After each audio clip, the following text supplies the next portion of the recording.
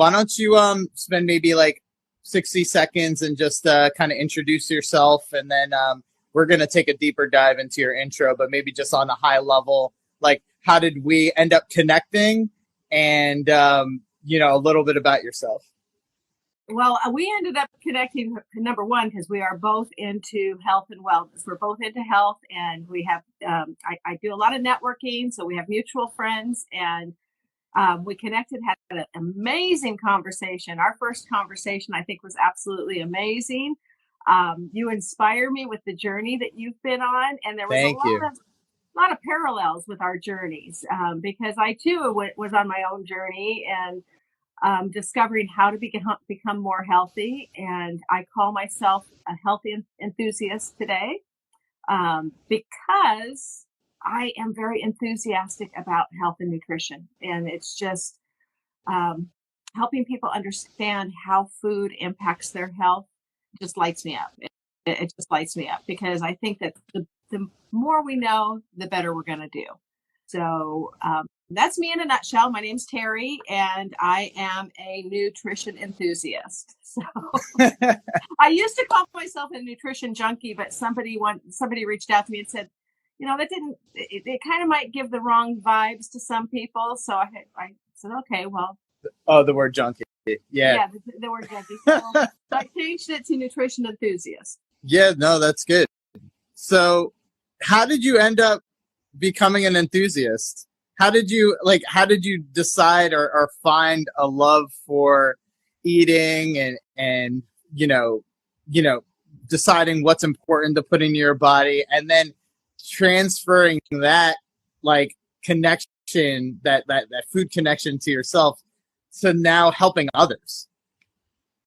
Well, it started with a low point in my life, actually. We have ups and downs in our lives, and my mother was actually diagnosed with a terminal cancer. And when she was diagnosed, it got me doing the Google search, because I'd never heard of what the cancer she had. And I just started doing a Google search. And the more I looked and Googled, the more I found that food and the poor choices that we make most likely was what triggered her cancer. A highly processed food diet, artificial sweeteners.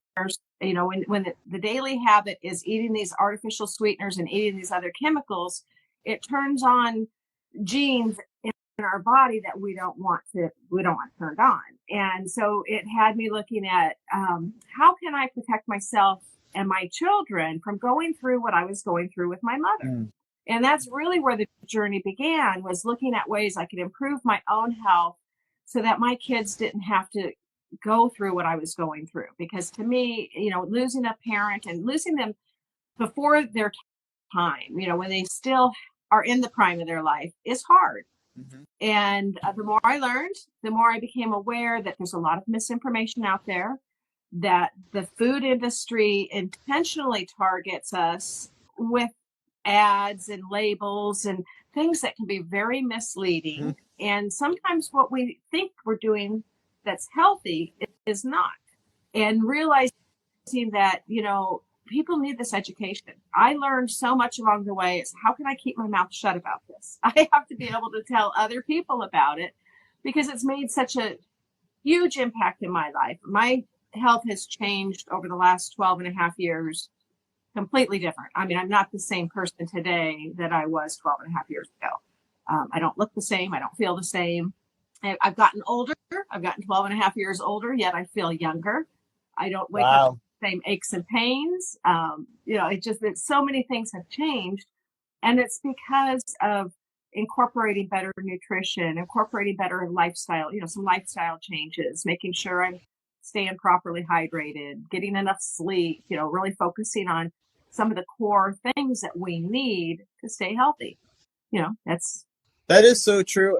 And it was so funny today. Like, I was making breakfast, and this might bore some people, but I know you'll be into it. So I was making breakfast, and I was like, this might be one, and of course it comes and goes when you think about food as fuel, right? Right. Because part of the reason I think I got to 300 pounds somehow was because I just like to eat, and I didn't eat like to like with purpose, if that makes sense. Like I didn't eat intentionally. I just ate because I enjoyed eating. I was also a previous, smoker. So because of that, like, that habit of wanting to keep putting things in my mouth. And I just ate because it like tasted good. Like I knew it wasn't good for me, but I didn't like eat like this is going to fuel me. This is going to energize me. The purpose for eating this food is this, right? And I don't think you necessarily need to have like that intentionality behind eating all the time, but 90% of the time or 80% of the time going into a meal being like, I'm eating this because I need this type of nutrition because I worked out and I need to regenerate my muscles and fuel my body. I need this type of food or energy because I'm going for this run or this exercise.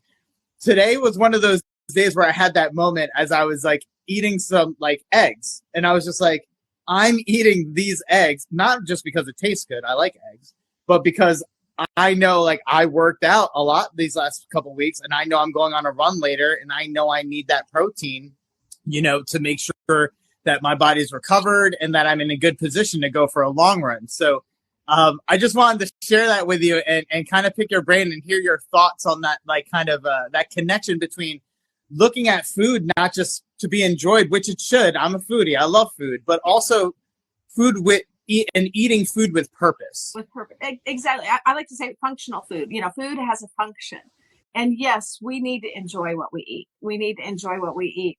And we eat for pleasure. Most people eat for pleasure without thinking about the nutrient content or the value of what they're putting in their body. It's just, oh, this is something I like and it tastes good. Right. People need to learn, well, I say people broadly, but what I love to do is I like to show people that healthy food can taste delicious. I mean, once you learn how to prepare food that is healthy in a way that tastes good, you get hooked on it and you can enjoy those eggs. I mean, I love taking some eggs and throwing some spinach in it, maybe even a little feta, even though I don't do a lot of dairy most of the time. But if I want to dress it up, I might put feta in it or top it with an avocado and know that I'm getting some healthy fats, some good clean protein, and then that extra bit of green in there. Yep. It tastes amazing.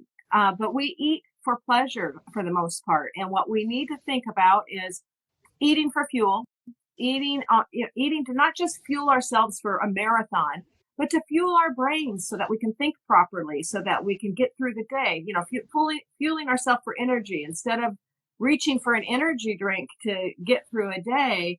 If we are eating the right nutrition, we have the energy. We don't need that caffeinated, carbonated, whatever they put in there. We don't need that extra energy because we're eating for health and we're eating for fuel.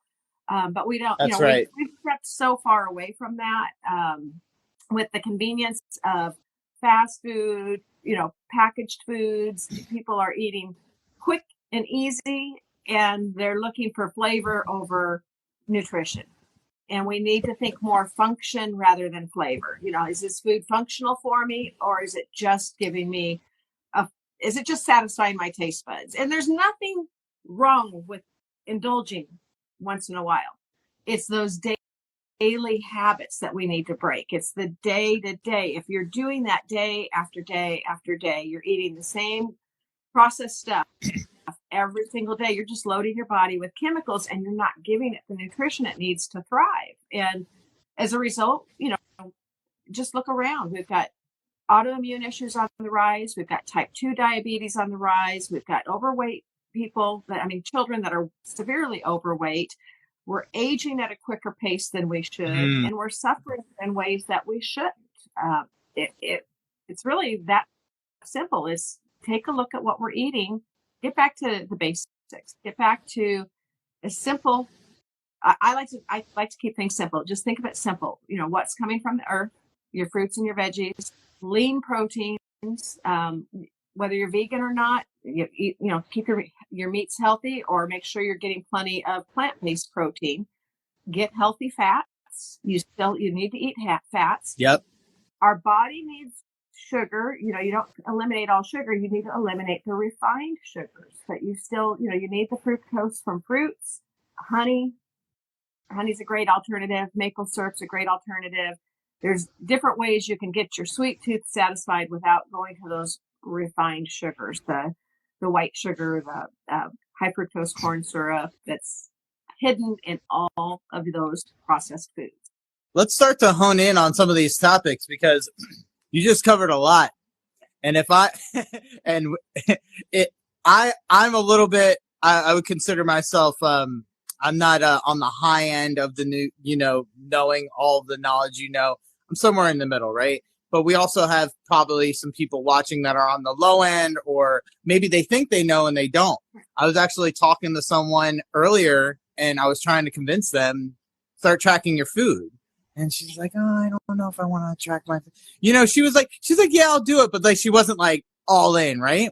Right. She finally does it. And she's like, oh my God. Like, I thought peanut butter was healthy. And it's not that peanut butter is not healthy, but she's like, the amount of calories like that I was actually consuming and the amount of this and the amount of that. And like, just like, you just need to know what you're putting. I think like the first step is know what you're putting in your body. Don't just like pick something up and then just eat it and just accept that, okay, well, if it's on the shelf, it must be good. Like, it's actually like looking at it and be like, should I put this in your body? And even if you have that like little question, should I put this in my body? And then acknowledging that, I love chunky peanut butter too, Belly. Acknowledging that you're putting certain things into your body, and then at least seeing what it is, like, and seeing the whole day of it, and you're like, wow, actually, that's pretty enlightening. So before we kind of like go into that analysis of, okay, how do I take account of the things that I eat throughout the day? What I want to hear from you is, you mentioned refined sugars, right? How does a beginner know to look for refined sugars when they pick up a thing before they buy it? I'm looking at the nutrition label. I see the ingredients. That's my information that I have, right? So let's just start with refined sugars. Why is refined sugars a danger in some way, shape, or form? First off, it's highly processed, and it's going to it's going to mess with your glycemic index. So it's going to give you the highs and lows. You want a stable blood sugar. Break it down for me. Like, I don't know any of this stuff. Like, okay, so what's glycemic index? Like, why should I care about your that? Glycemic index is what it controls your blood sugar levels. Okay. So you want to keep a stable blood sugar level pretty much throughout the day. Why is that important? Because number one, it's going to keep your energy levels stable. It's going to keep you from getting that burst of energy and then that crash where you're feeling, oh gosh, I need the caffeine. Also, it helps you with your willpower. So when you're on a low, when your glycemic index crashes, that's when you're going to be most vulnerable to making poor choices. Because you're going to get that, that hangry, people say hangry. You're going to get hangry. You're going to get tired. You're going to make a poor choice. Wait, I want to see some hearts in the chat. Who's ever felt hangry?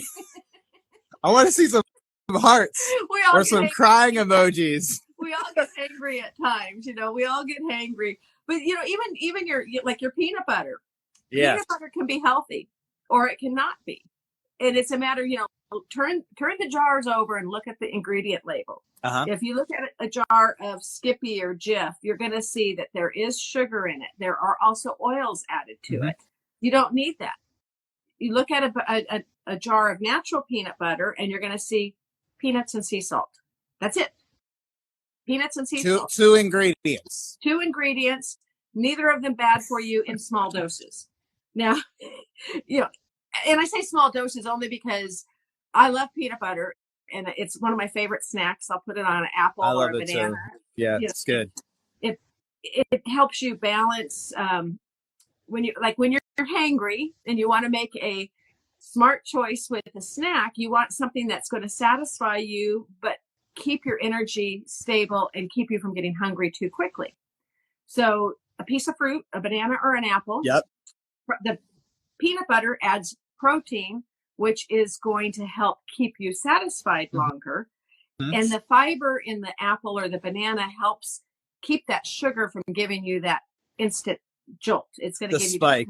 Right. It's going to give you that sustained energy. It's going to keep you satisfied. You're going to be less likely to go and snack on something you shouldn't. And it's healthy.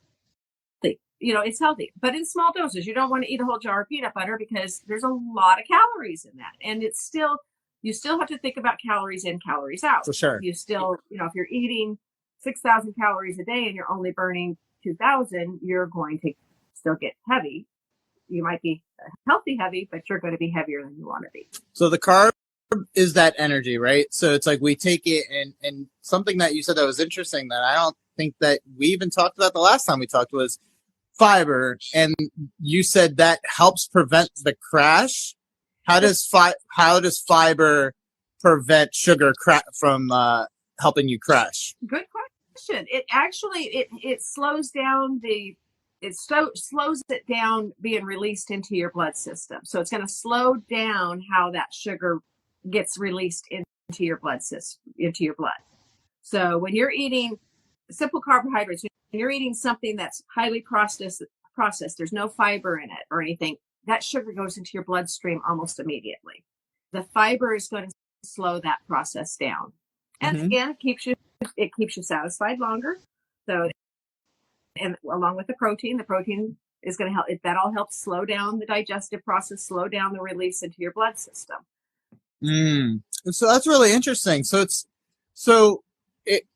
I do eat foods that are like, they'll have a certain amount of carbohydrates, right? And then they'll have a certain number of fiber, right? So, I looked at that, like each gram of fiber kind of coincides with every 1 gram of carbs. So if you have like 10 grams of fiber and something has 13 carbohydrates, the 10 grams of carbohydrates kind of cancels out the 10 grams of fiber, but I never really knew the reason why behind it. So can you maybe just touch a little bit on that just a little bit further? Because that's really fascinating to me. Well, there's actually a formula, a calculation formula for that, and I don't have that in the That's okay. Head, so I can't give That's that. Okay.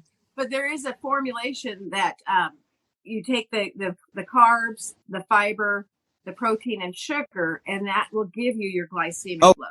And you want that glycemic load to be low. The lower it is, the less it's going to affect your blood sugar levels. It's not going to give you those spikes. That's something that's very important for anybody that's diabetic or pre-diabetic or type 1, type 2, or they need to pay attention to those glycemic loads. But there's actually, like I said, there is an actual formula for it, a math formula, and I don't have that in front of me, but you'll have to Google it. We'll Google it. And it's you just add and times and subtract, and you get the final number, which is your glycemic load. Interesting. And you want that number to be really low. You want it to be like 1, 2. You don't want a 7, 8, 9. That's going to give you those spikes. So when you have those spikes, what is the Valerie? It's the glycemic load formula. That's what we're going to Google, and we'll see what pops up. Or what the formula is to figure out your glycemic load. Right. If you think of it, just you don't really need to have a calculator around with you all the time to do this. Unless you're diabetic, unless you are insulin dependent, you don't need a calculator to figure all that out. You want to look for the balance. You want to make sure that you're eating something that, okay, if it's got some sugar in it, you want to make sure that sugar's being canceled out by the fiber in it and by the protein in it. You don't want to have a lot of sugar and then no fiber in it. You need to have some balance in that. So yeah, balance sounds like it's extremely critical. So like, let's say, so if I'm eating purposely, and you gave that example before, I just find this so interesting. So you said a banana and peanut butter. It's like that peanut butter.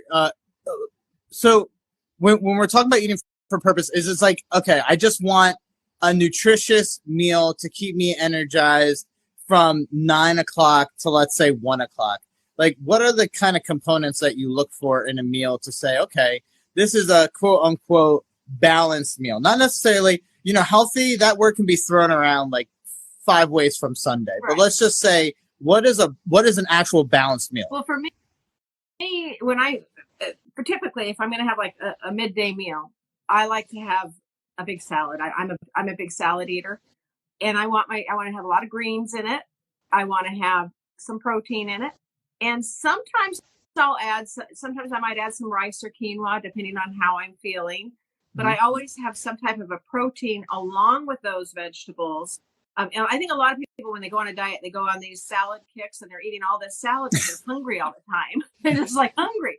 They're missing that key component, which is protein. And we need to get our protein in there as well. So load up on some beans in there. I love black beans. I'll put black beans in a salad. Yeah. Maybe some ground turkey or a hard-boiled egg, chop it up and throw it in there. You got to have some type of protein with that salad. I look for balance. I look for color. I like color on my plate. So a dinner for me might be some lean meat. I'm not a vegetarian. I do eat meat. So it might be some lean meat. And then I like to have veggies. So maybe a sweet potato, some green beans, broccoli, Brussels sprouts, cauliflower, carrots. I just eat all kinds of veggies. So I look at filling my plate more with half the plate is going to be filled with fruit and veggies, mostly veggies, a little bit of fruit. Usually want to balance 2 to 1, 2 veggies to 1 fruit. Half your plate you want to have fruits and veggies on. Then you want your lean protein, and then you want a very small amount of the starch that you like. And we like our starches. So rice, quinoa, potato, keep that in a small portion. Your meat needs to be in a small portion. We overeat our meat here in America. I mean, when you look at serving sizes and they're serving, steaks that are like this big, it doesn't need, 3 or 4 ounces. That's all you need in one meal. Now if you're training, you do need extra protein. I would not get it from animals though. I would keep my animal protein to a minimum and then get the rest of my protein from plants. Interesting. You want to keep your arteries clear. There are saturated fats in animal protein, so you want to keep that animal protein down to a minimum.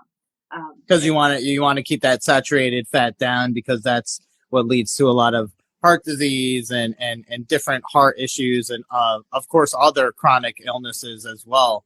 Can you talk maybe a little bit about, like, if I look at a nutrition label, like, there's healthy fats too. We need fats. We need the right kinds of fats. Yeah. So I know the right kinds of fats. Like if I'm just like picking something off the shelf, the olive oils are good. Typically the avocados, are good. Typically not all, but most of the fats and nuts are, you can find some good fats and nuts, and in fish like salmon, like, you need some of those fats. But like, if I'm looking at a nutrition label, what do I do? What am I looking for? Because they break down the fats now. They didn't always do that. Right. So like they talk about the different kinds of fats. So which kind of fats am I looking for when I'm looking at a nutrition label? Well, first off, you want to avoid any of the polysaturated fats. Anything that says saturated, polysaturated, anything like that, you want to avoid those. They're harmful. What I tell people when they're looking at a nutrition label is, look for words you can't pronounce or you don't know what they are. If the word is that long and you can't pronounce it and it ends inside of any sort, polyphaso, hatcher, saturated, mono, satur. Just put it back on the shelf. Just put it back on the shelf. Okay. Keep it simple. I only use 2 types of oil in my house. There's a third one I use occasionally too. My primary oil is extra virgin olive oil or an avocado oil, depending on what I'm cooking. Avocado oil has a higher smoke rate. It can get it hotter, so I like that for roasting veggies. Occasionally, I will use toasted sesame oil for flavor if I want to just drizzle a little of that on, and I'm sauteing up some asparagus or something like that. It just gives it a really nice flavor. So I'll use that occasionally. Corn oil, canola oil, vegetable oil. There's no need for them. Yeah, they're cheaper. They're cheaper than the avocado and the olive oils. There's a reason that they're cheaper, and we don't want to put those in our bodies. It's misleading, right? Because it's like, you look at it, it's like vegetable oil. It's like, vegetables, right? Good, right? It's kind of like, so why is olive oil and avocado oil so much better for us? Well, first off, it's minimally processed. It's minimally processed. It's pressed. It's not heated. It's not when they think about how they make vegetable oil. Do vegetables naturally have oil coming out of them, oozing out of them? I've never been asked that question. But no, I'm gonna say I've never like bit into an ear of corn and all of a sudden oil started seeping out of it. So I'm gonna say no. This is it's a process. It's a highly processed food product. It's a highly processed product. So you're looking for something that's more natural. Avocado oil coming from pressing the seeds of the avocado. Olive oil, again, cold pressed olive oil. This is coming from plants that are being pressed. They're not being subjected to these high heat temperatures. They're not transforming them greatly from their original, what they originally were. Corn oil, I look at an ear of corn and I don't understand how they're getting that oil out of there. It's a highly processed function. We've come to rely on processed foods. It's really that simple. We eat so many things that are overly processed, and the the processing of these changes the chemical structure. It changes the food. Our bodies don't recognize it. Our body, this is the main problem, is we take it in and our bodies aren't recognizing it as food. Our bodies don't know how to process it properly. And this is where we start with the disease process, because we've got genes and DNA that are replicating every day. That our DNA is trying to repair itself every night when we sleep, and we're feeding it things that it doesn't recognize. And this is why we're triggering all these bad DNAs. We're triggering these cancer cells and all of this by what we're putting in our body. Our body can't process it properly. It's that simple. Our body recognizes fruits, vegetables, lean meats. I mean, it recognizes things that come from nature. Let's dig into Valerie's question. She has a great question. And please, if anybody else has questions, ask questions. This is your chance to get free advice from a nutritionist. And she typically charges money for these types of services. So Valerie asked, can you talk a little bit about how we should be aware of regarding frozen vegetables versus canned if fresh produce is not accessible? Yeah, that's a great question. Fresh is always best, as far as I'm concerned. Oh, really? Not necessarily. When you're talking about nutrient density, fresh is not always best. Now, is that right? I didn't know that. You have to think about fresh being, where did it come from? When was it harvested? And how ripe was it when it was harvested? How would you know that? Unless you're buying it from the farmer's market, you don't know that. Well, that's a great point, because like you're thinking like by the time it was harvested and by the time it was put on trucks, and you don't know how long it was sitting in the supermarket. It's lost so much of its nutrient density. Interesting. You're getting good fiber from it, but you're not getting the nutrient density. Frozen actually is healthier in most cases. Now, I like fresh because I do grow a lot of my own, so I'm eating fresher. I like the taste of fresh better than frozen. Interesting.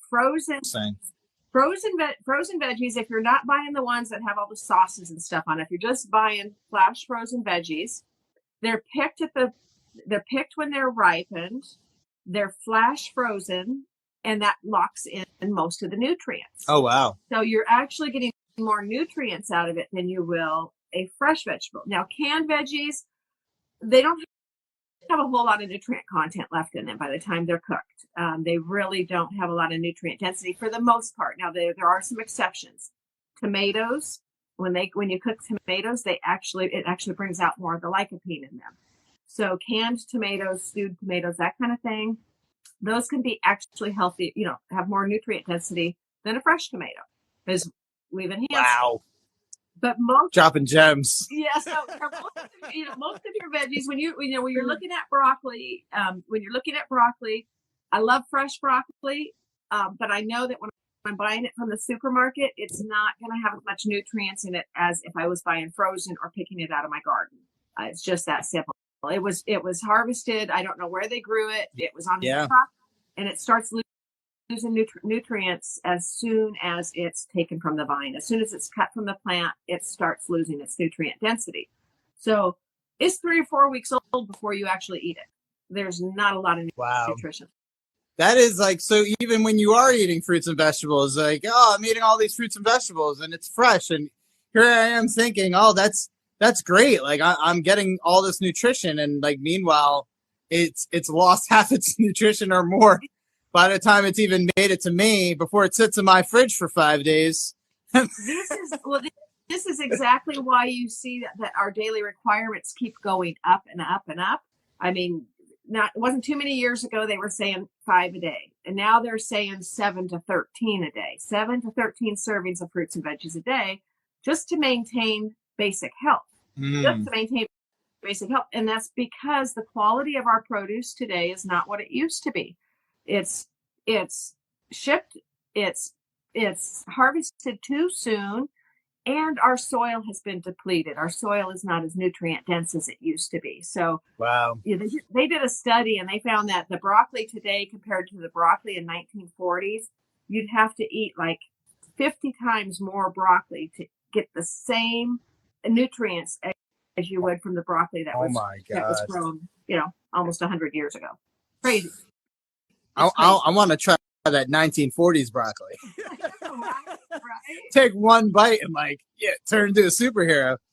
I will tell you, I do grow a lot of my own food, and there is a definite difference when I pick fresh broccoli out of my garden and I eat it. The flavor is so different than what you buy in the supermarket and frozen. I did see somebody say it. I saw a question that rolled up there about boiling those frozen veggies. I wanted to get to that. Yeah. Yes, absolutely. You can cook the nutrients out of the veggies.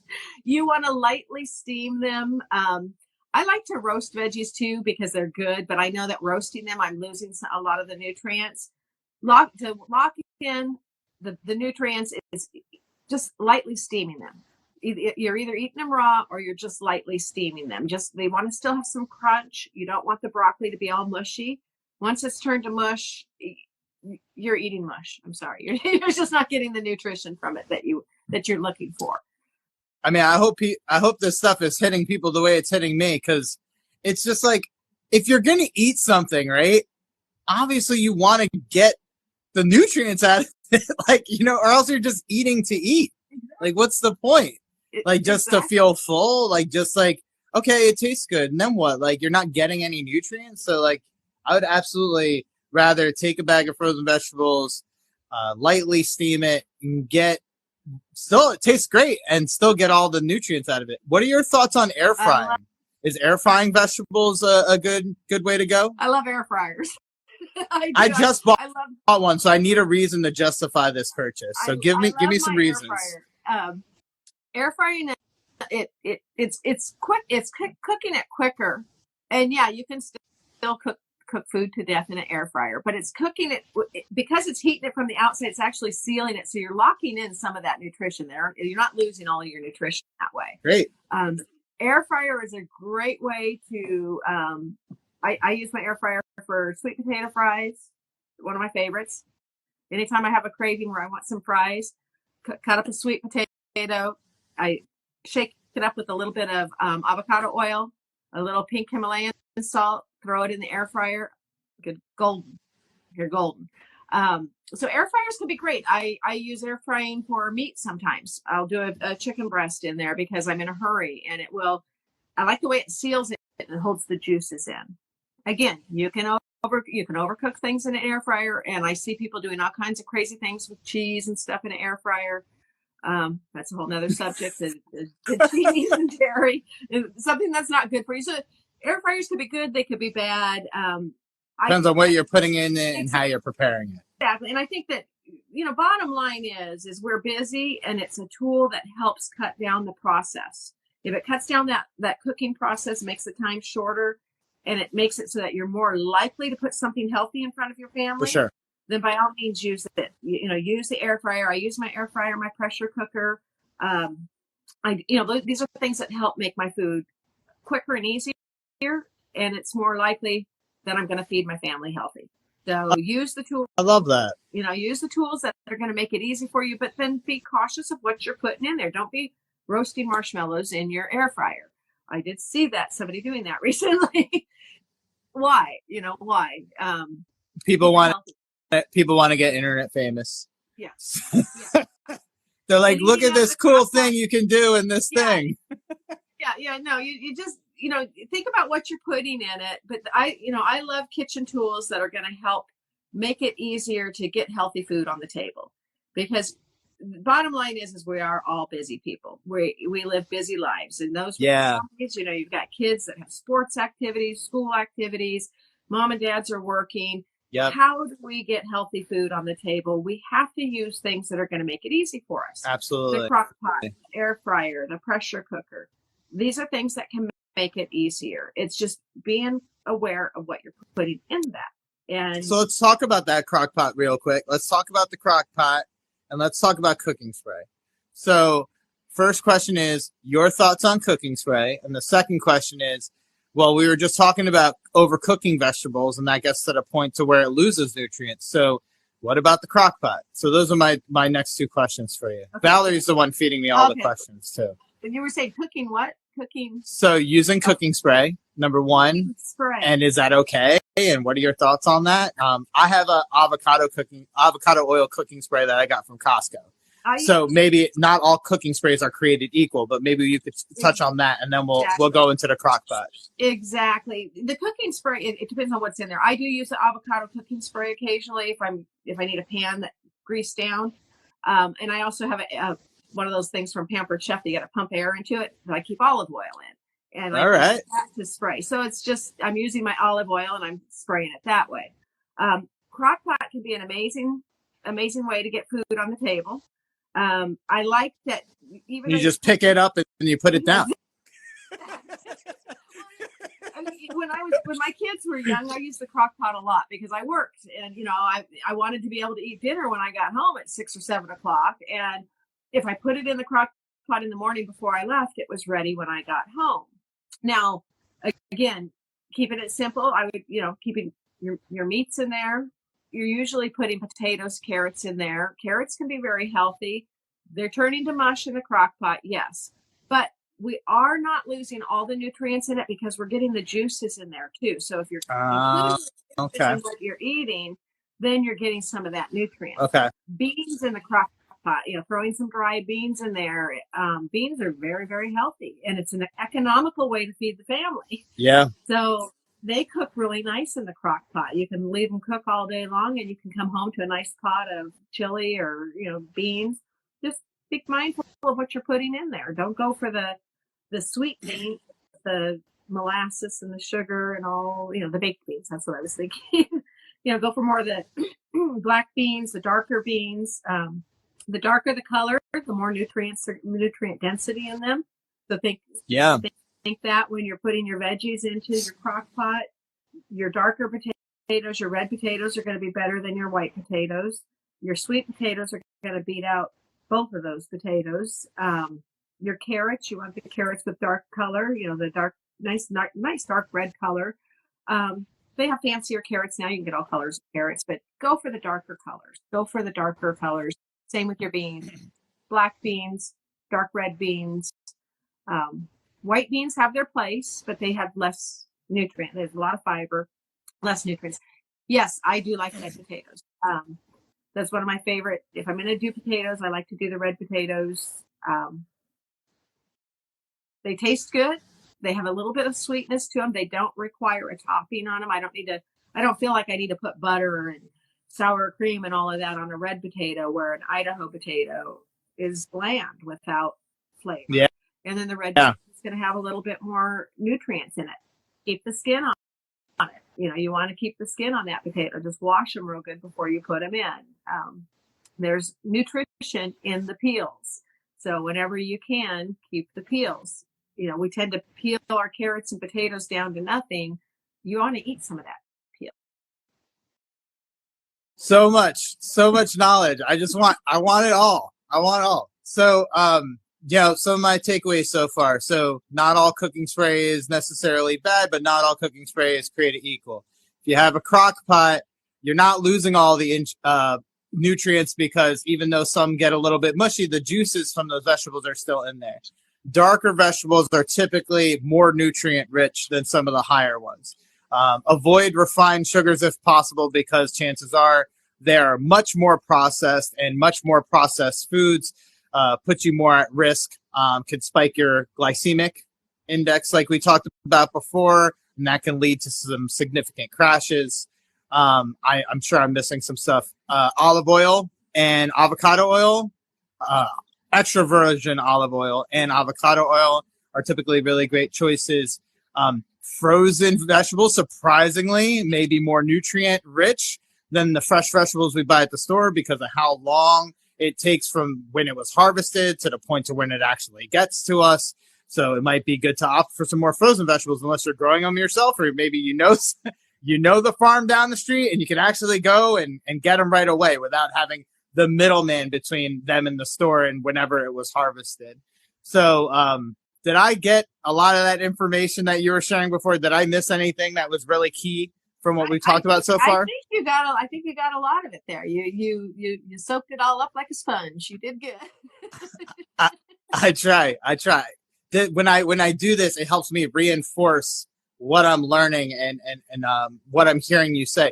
The other thing that I thought you said was interesting was the plate, yeah, and how to diversify the plate. And I remember they kind of like threw away the old food pyramid, yep, and they're replacing it with this thing called My Plate. Yep. And it's almost exactly how you described it, where like half of it is fruits and vegetables. It's actually, the line was slightly leaning more towards fruit than the vegetable, but it's still half your plate, fruit and vegetable, exactly what you said. And then the grains, and then the lean protein in that other corner. And then they had a little circle on the outside for dairy, which I thought was interesting, which you probably don't like because you mentioned that dairy is it's highly inflammatory. Maybe we should spend this is probably going to make everybody leave the chat because everybody loves, that I know in my circles, love cheese. I like to dabble in cheese occasionally, or but I don't eat as much of it. I've actually reduced my cheese intake by like 500%. If I eat cheese, it's extremely, even though I enjoy it, it's very rare these days. And if I do eat a dairy, it's usually a Greek yogurt, and it's not even that frequently. But tell me a little bit about dairy. Well, dairy, first off, it's highly inflammatory in our body. It will create inflammation, and I don't know if that's you that paused or if that's me. Nope, it was me. Someone texted me. Okay. Someone texted me, and I just want to text them back. Part of the problem with our dairy, especially here in the United States, our dairy cows are loaded up with hormones to help produce the milk, antibiotics because of their living conditions. So not only are we getting this high concentrated, saturated fat milk that we don't really need in our body, where cow milk was not designed to feed humans to begin with. Mm-hmm. Yes, we like it. I love cheese. I love cheese, and I love good cheeses. So dairy was one of those things that was really hard for me to give up in the beginning of my journey. I grew up as a kid drinking. I mean, my mother would go to the store and buy 6 big gallons of whole milk, whole vitamin D milk. I grew up drinking that. We can't process it the way we need to. It builds up inflammation in our body. Now, I'm not saying quit all dairy. Find alternatives that are healthier. Plant milks are becoming more and more easy to come by. They're not outrageously priced, and actually they're easy to make too. I make my own cashew milk because it's so easy to make. Mm-hmm. It's a good alternative to drinking milk. Cutting back on dairy is something that I think most of us need to do. We're eating too much of it. And some of the dairy is garbage. It's just simply garbage. When you look at American cheese, that's got some milk product in it and a lot of oil. It's highly processed. So when you're looking at dairy, keep it to a minimum. Be aware of how it makes you feel after you eat it. If you go off of dairy for 10 days or more, you'll start to feel different, and then when you add it back in your diet, you'll notice how it makes you feel. But keeping it to a minimum. Having a little cheese occasionally is absolutely okay. It's okay. But if you're starting your day with milk on your cereal, which is another processed food, You're having cheese on your sandwich, you're having pizza for dinner, and you're having ice cream for dessert, which I just mentioned a typical American diet right there, right? Yeah, for Uh, sure. that's what the typical American eats. We've eaten all this dairy that we don't need in our body, and it's causing inflammation. It's highly inflammatory. It's hard for our bodies to process, and it's contaminated with antibiotics, hormones, and all this stuff that we don't need. We just don't need it. So I encourage people, reduce the amount of dairy you're consuming. Really try to reduce it, eliminate it if possible for at least a 10-day period, and see how that makes you feel. I mean, I help people every month do a 10-day detox, and one of the things we're detoxing from, it's not a liquid fast or a crazy detox. One of the things we detox from is dairy, because of the way it impacts our body's ability to. Dairy does not allow us to detox when we go to sleep at night. It just does not. It helps hold those toxins in, and it makes us sicker and sicker and sicker. So if you want to be healthy, cut back on the dairy. I'm not saying never eat dairy. I'm not saying don't enjoy a little bit of cheese once in a while. It's the daily habits you got to be mindful of. Are you consuming a lot of dairy every day? And start dialing that back. And get to a point where dairy becomes just an occasional indulgence. It's not a daily habit. It's not something that you're eating day after day. So how do you know, like, if you're just eating cheese, let's say you're eating dairy, I don't know, 5 days a week, maybe not overindulging, but just like a regular amount of dairy. Because a lot of people, they eat yogurt. They wake up in the morning, they have some yogurt. Later, maybe they have a slice of pizza. You know what I mean? So it's like, how, besides getting diagnosed with something, like how would you know based on how you feel? What are some of the like signs or symptoms that someone can look for to be aware of their body or the way they feel to like know if that could be contributing? Absolutely. Some of the signs that you might need to detox is if you're getting tired all the time, if you're irritable, if you're bloated, if you're constipated. Well, I'm irritable and I don't eat dairy. So. If you have troubles concentrating during the day, if you're having a lot of skin breakouts, there's a lot of different indications that you are carrying a toxic load, and dairy is part of that toxic load. Wow. But that's, like I said, irritability, tiredness, unable to sleep really good at night, not getting a sound night's sleep, lacking energy, feeling that you need that hot caffeine boost every afternoon. Why is that? Why is the fact that if I consume dairy, like, so I might not be able to sleep well at night. I might have breakouts on my face. I might be irritable. Like, people bother me more than usual. I start having road rage. I better not drink milk on the road. Don't drink milk on the road. It's adding to your toxic load. It's really because we're not processing it, and it's building up toxins in your body. And everything I just mentioned are signs that you need to detox your body. Wow. And one of the things that we need to detox from is what's in our dairy products. Even if it's lactose free, or is there a difference? Well, lactose free milk I wouldn't even touch, because that's going through another chemical process that we don't need our body need to be putting into our body. So if you're lactose intolerant, I would say switch to almond milk, cashew milk. If you can make it yourself, that's even better. It's simple to make. If you're not, just make sure that you're looking at the labels when you buy it. There's some things that you want to make sure aren't in your dairy milk. They put thickeners in there, or in your non-dairy milk. They put thickeners in there that you don't want. So just, you got to be careful what you're buying. You just got to be careful. Read the labels. Dairy, we just consume entirely too much of. We consume too much of it. Most of it is not healthy. It's overly processed. If you're going to have dairy, keep it on the healthier side. Sure. Look for the good cheeses, not the fake cheese, not the American cheese. If it comes in a little single slice and you got to pull the plastic wrap off of it, that's not really cheese. Buy a good quality cheese and enjoy it in small quantities. I love cheese. So for me, if I'm going to indulge in cheese, I'm going to have a cheese that's got a lot of flavor that has, so I'm going to buy a higher quality cheese.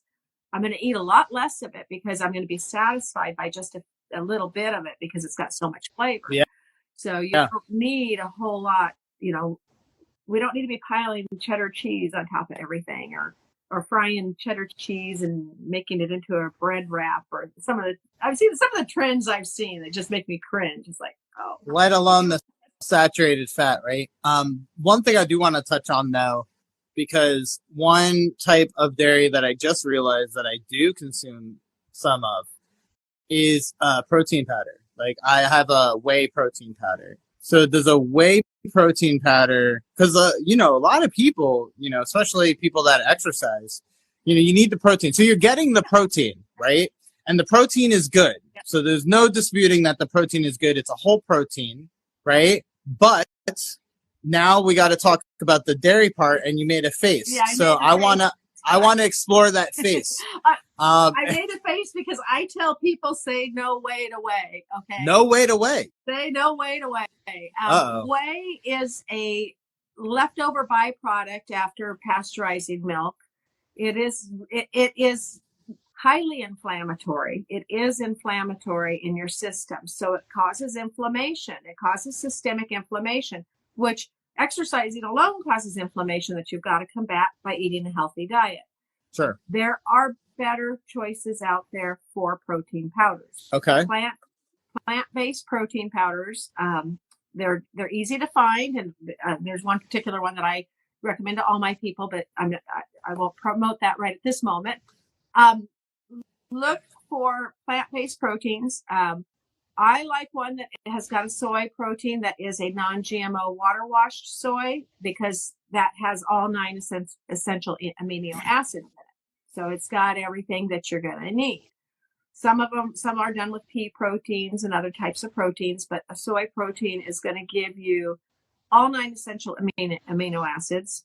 You just have to make sure it's non-GMO and that it's not a soy isolate, that it's a whole soy and it's water washed and not chemically processed. Yeah. So. I feel like I should be taking notes. It's a lot of, it sounds like a very specific product that is going to deliver 9 vegan protein, 9 essential amino acids, a whole soy. I think I heard you say, right? Yeah, the whole soybean.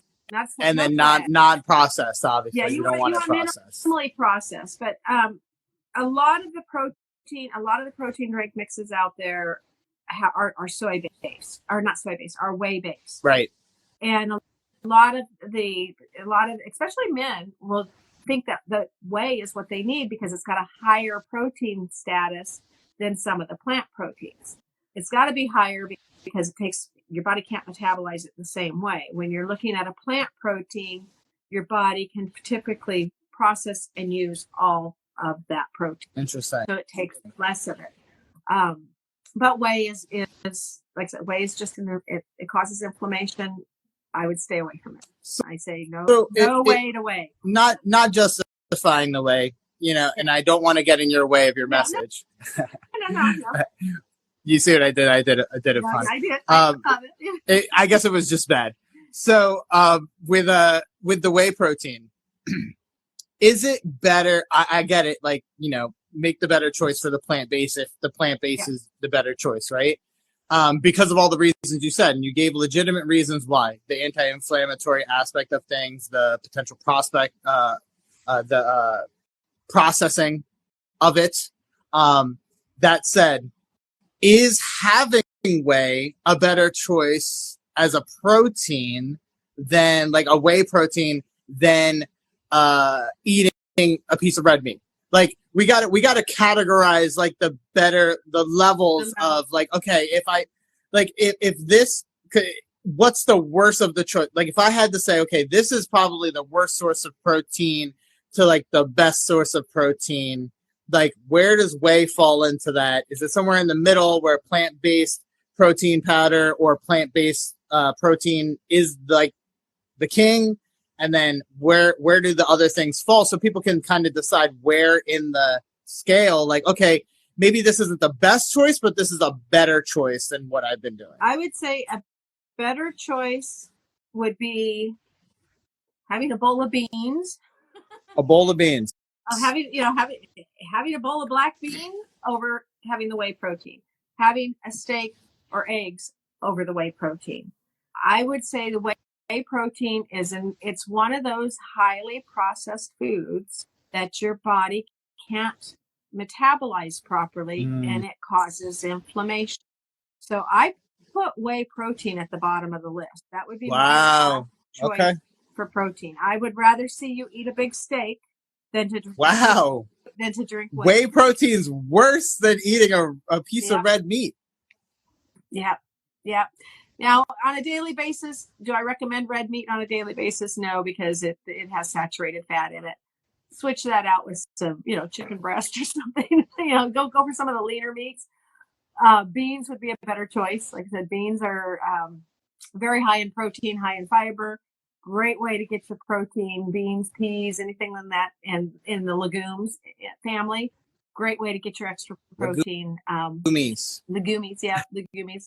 Have some hummus. I love hummus. Another great snack. Another great snack choice is hummus. Have that over that cheese dip. Instead of cheese dip, have the hummus. Making simple swaps. I think that's really what people need to focus on is doing things that are in a sustainable way. You can't just come in and totally revamp somebody's diet and their habits. That's right. Let's make one step at a time. Let's make one step, one choice. Change at a time. We just make one little change at a time, and what can we swap this for that? And like with you, look for a better alternative than your whey protein. What's the next step when that whey protein is starting to run out? What are you going to swap that out with? Doesn't all have to be done overnight. It does, expecting people to just come in and clean out their cupboards and, okay, I'm not going to eat any of this anymore. In 2 weeks, they're going to be back to their old habits. That's right. It's making these changes one at a time. Yeah. I mean, I had to do that with my own family, with my children. Getting my kids to eat quinoa was a process. It was mixing the quinoa with rice, 1/3 quinoa to 2/3 rice, and then beefing it to half. You snuck it in there. I got it. I had to get it to a point where they accepted it as something that they would eat. It was, the first time I tried to serve it, I thought, oh, this is going to be a healthier version. It's got protein in it. It's much better than rice, and made this beautiful quinoa. And boy, did I hear about that. I'm not eating that. That looks like fish eyes. So yeah, we just hit an hour. We're gonna need another hour. So I mean, if you'd be open to it, I'd love to do this again. Absolutely. And maybe keep doing it, because I feel like we've just barely skimmed the surface on all the stuff, and there's a lot to chew on here. And I'm sure everybody after this is like gonna look at their nutrition labels after this and be like, what the heck? Just look. I mean, there's so many great takeaways here, but like, look at your nutrition labels. And I think one of the huge, most important things you said to me prior to even getting on this call that like changed everything for me was just like, if the thing you're eating has more than 5 ingredients and you can't pronounce them, what are you doing? Just like look, at least seriously consider it. Like at least put a lot of thought into before you eat it, because if it needed that many ingredients to become what it was probably highly processed in order to get to that point, which is definitely, you're putting things in your body like refined sugars and different things that can really have a huge impact on not just your short-term health and the way you feel now, but your long-term health. There's no way you don't have no idea on a day-to-day basis all the things that are going on in your body. It's a very complex system going on in your body. So you're not going to feel all the damage day to day that's happening, and even if you did, you're so used to it you wouldn't even notice it, right? You don't feel cancer forming until it's too late. You don't feel a heart attack forming until it's too late, and you don't feel a stroke forming until it's too late. You don't feel all of that in your body until it's too late. It's the day to day habits that make the most difference. cleaning that up. And you're right, keep, looking at those ingredient labels. You can't pronounce it, don't know what it is, don't buy it. Put it back. It's overly processed. I'm gonna have a bunch of overly processed food executives knocking on my door in a little bit. Like, what are you doing? You're screwing up our revenues. But seriously, this has been very enlightening and very helpful. And I probably have like another 30 questions I want to ask you. So let's do this again. But I wanted to give you a few minutes opportunity to kind of share where can people find you, what it is that you do and what are the services you offer, just in case somebody on this call or someone in the future might be interested in getting in touch with you and learning more and might need additional guidance and support. Absolutely. Well, first off, I offer everybody a 30-minute free consultation to answer any questions they have one-on-one. So anytime, well, not anytime, they got to go on my schedule, but I do free consultations. I do have a lot of free resources as well that I can provide people, whether it's cookbooks. I have a lot of digital cookbooks available, information, webinars, recordings, all kinds of information. My biggest goal is to help educate people to understand what they're putting in their body on a daily basis is impacting their health, and how can we improve that. So that's going to be first and foremost always with me. Best way to get a hold of me would be through my website. My website is bluejeansandberries.com. So that's blue jeans and berries, IES on the berries.com. And you'll find some information there. There is a link to my calendar. You can book an appointment there. You can find more information there. If you go all the way to the bottom of my website to resources, this video will end up being there at some point, but there's also a ton of cookbooks. So if you're not sure where to start in preparing healthy foods for your family, you're going to find a lot of cookbooks there that are geared towards fruits and veggies, how to make fruits and veggies taste good. So, that would be the best way to reach out to me. This time has been invaluable. And for anybody who had 30 seconds and picked out one thing, I mean, imagine how many people could avoid certain health circumstances, just making slightly better choices. So I'm so happy that we had the opportunity to share this information with people. We're making a difference in my eyes anyway. And it, not for nothing, you helped me learn even more today. So I really appreciate that. And I hope you enjoyed the time as well. I appreciate the time. I appreciate the opportunity to share what I'm so passionate about and to help get the message out there to other people. So I appreciate that, David. Thank you so much for the opportunity. And let's do it again. Let's do it again. All right, everybody. Have an awesome Saturday. Look at your nutrition labels. Yeah, read those labels, please. Thank you. Watch that polysaturated fat now. Yeah. And then anything that ends, any word that ends in side, it's not a good thing. It's just not a good thing. All right, take care. All right, we'll see y'all later. Bye. Bye.